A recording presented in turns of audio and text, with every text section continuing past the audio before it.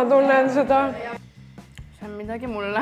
Šokokoo on kirglik ja loovusest pakatav šokolaadimeister, kes eksperimenteerib julgelt erinevate maitsetega. Anname inimestele maitsta meie kõige populaarsemaid komme ja vaatame, mis emotsioone need neist tekitavad. Täna degusteerime apelsini karamellitrühvleid. Näeb huvitav välja.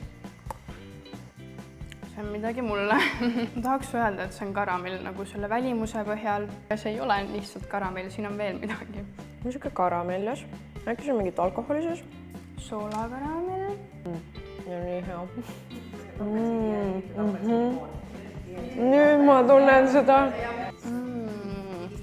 Tore on näha, et meie šokolaadid tekitavad inimestes palju erinevaid äratundmisi. Šokokoo käsitöö trühvlid ja kommid valmivad erinevatest puuviljapüreedest ja kvaliteetsest Prantsuse Valrhona kuvertüür šokolaadist. Tulge meile külla proovima!